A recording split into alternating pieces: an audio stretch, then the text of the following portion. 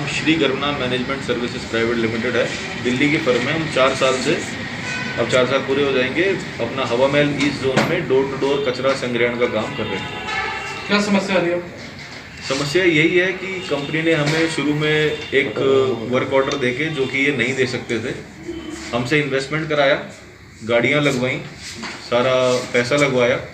उसके बाद हमारा पेमेंट धीरे करके रोकना शुरू करा। वर्क ऑर्डर का टाइम पूरा होने के बाद जब इनसे वर्क ऑर्डर रिन्यू करने की बात हुई तो उसमें इन्होंने 2, 3, 4 महीने का टाइम निकाल दिया। उसके बाद हमें निगम द्वारा सूचना मिली, किसी तरीके से हमने पता करवाया तो पता चला कि निगम की इनका जो करार है, कंपनी और निगम का जो करार है, उसमें ये साफ साफ लिखा है कि ये काम को आगे सबलेट नहीं कर सकते। ये जो डोर टू डोर का काम है वो इन्हें खुद करना पड़ेगा।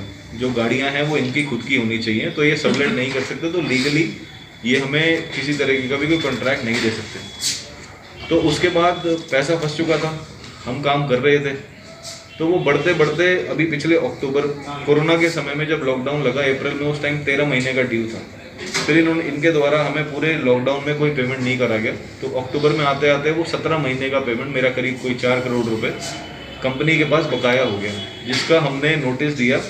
नोटिस की कॉपी इसमें है। हमने नोटिस दिया कि हम 6 नवंबर तक ही काम कर पाएंगे।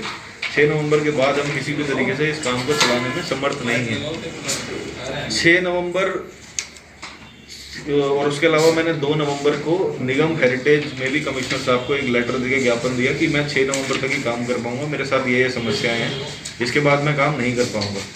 हमने 6 नवंबर को भी काम ना बंद करके किसी तरह इनकी प्रतीक्षा करी। इनकी तरफ से कोई आश्वासन ना दिए जाने के बाद हमने 10 नवंबर 2020 को काम बंद किया।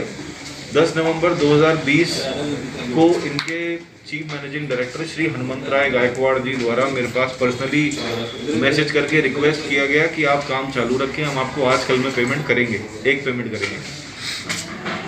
उसी के अगले दिन मैंने इनको वापस इन्फॉर्म किया कि मैं काम चालू कर रहा हूँ, और सुबह ही 7:30 बजे करीब मैंने, जब हमारा काम शुरू होता है, एक मैसेज ड्रॉप कर दिया। वो उन्होंने अच्छे से पढ़ लिया, सब कुछ हो गया, मेरा काम शुरू हो गया।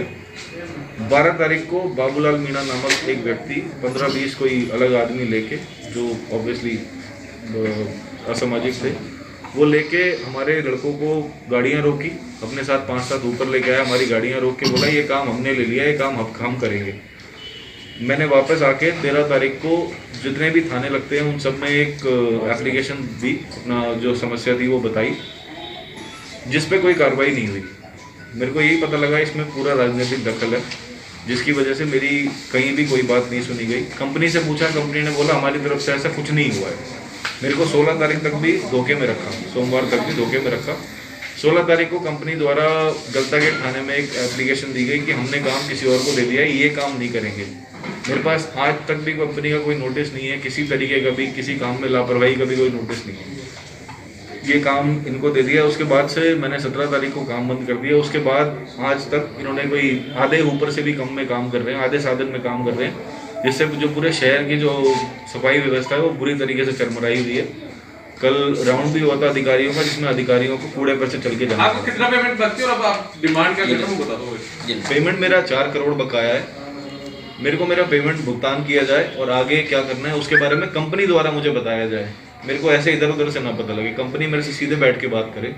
ये जो पैसा हड़प कर जाने वाली जो रणनीति है ये ना अपनाए, ये मेरी डिमांड है। मिला था कौन से साल में और तब से आपने कितने क्या संसाधन लगा करके किस तरह से काम किया, कितना रुपए प्रति टन आपको मिलता था, आपसे जानना चाहिए। ये मार्च 2017 की बात है। मेरे को वर्क ऑर्डर दिया गया, मेरे से 60 ऊपर लगवाने की बोला गया कि 60 ऊपर आपको लगाने पड़ेंगे। इसके अलावा ट्रैक्टर लगवाने की बात हुई, डंपर, जेसीबी, लोडर, ये सब लगवाने की बात हुई, और मेरा काम 1 जून 2017 से शुरू हो गया था।